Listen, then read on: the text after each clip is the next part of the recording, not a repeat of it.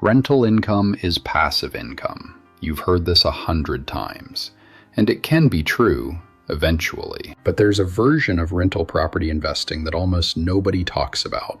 The one where the numbers don't work. Where you're paying more to own the property than the rent covers. Where passive income becomes a monthly bill. In this video, we're going to show you exactly how to analyze rental property cash flow the right way, with real numbers, real expenses, and no sugarcoating. By the end, you'll know whether a property is worth buying before you ever make an offer. Before we dive in, 2 quick things.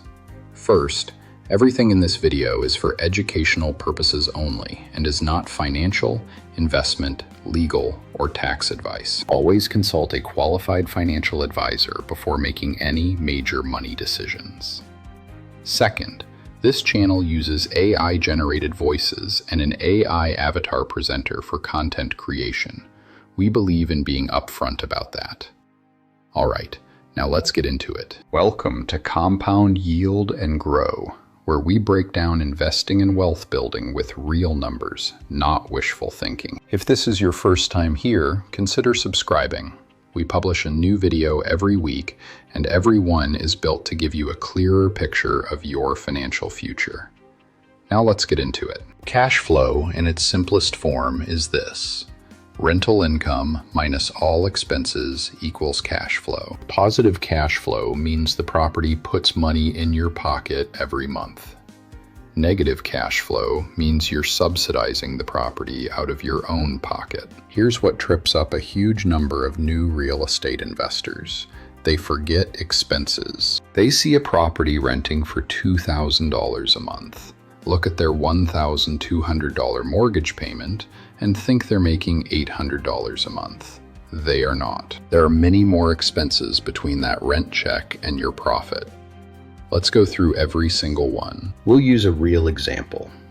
A $250,000 single-family home, 20% down at a 7% interest rate. Market rent, $2,100 per month. Mortgage payment, principal plus interest, $1,329 per month. Property taxes, $250 per month, or $3,000 annually. This varies widely by location. Landlord insurance, $125 per month. Property management. If you hire out the passive part, $210 per month, which is 10% of rent. Vacancy allowance. Budget for 1 month vacant per year. That's $175 per month averaged out. Maintenance and repairs. The standard rule of thumb is 1% of property value per year.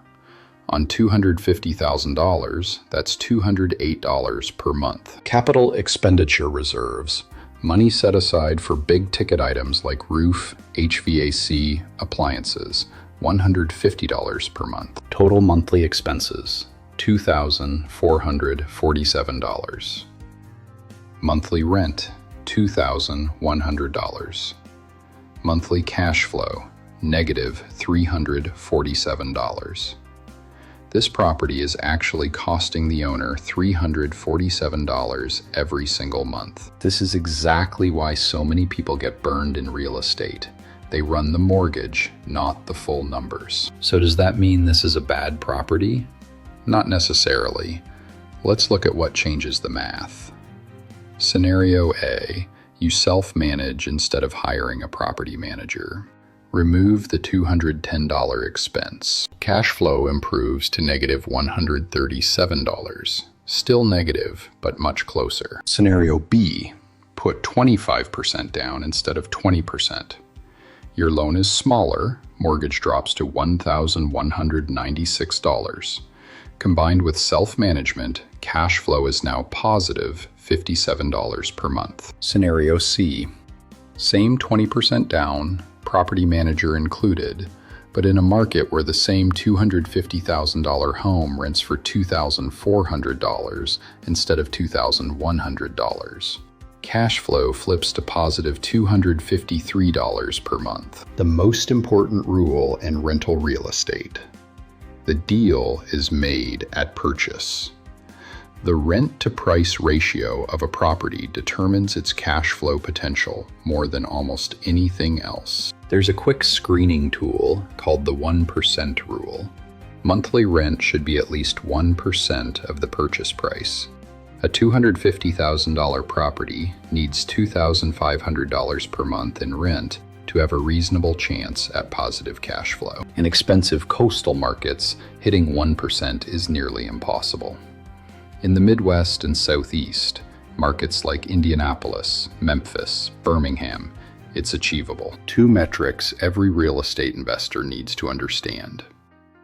Cap rate, capitalization rate, equals net operating income divided by property value. NOI is your annual rental income minus all operating expenses, not including mortgage payments.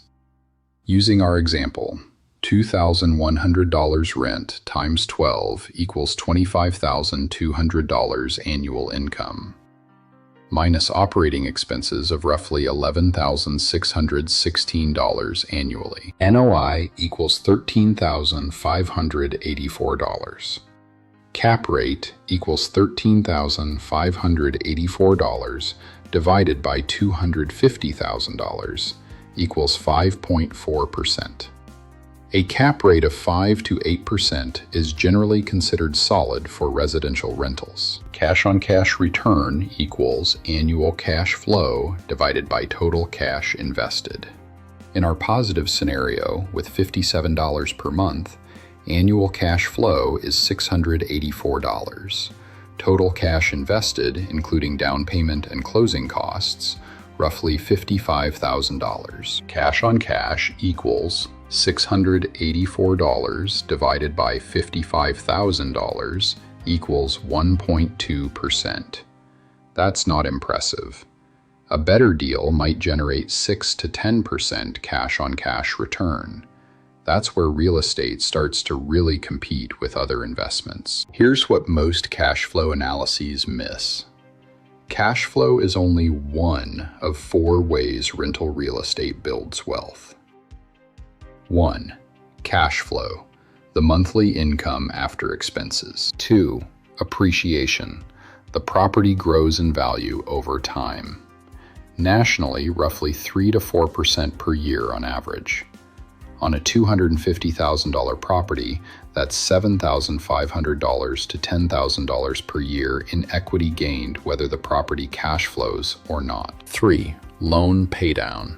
Every mortgage payment includes a principal component. Your tenant is effectively paying down your loan for you. 4. Tax benefits.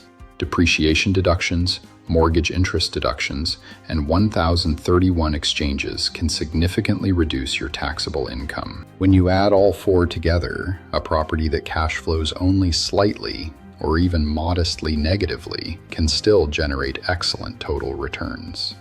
Experienced investors look at the full picture, not just monthly cash flow. Quick reminder before we go.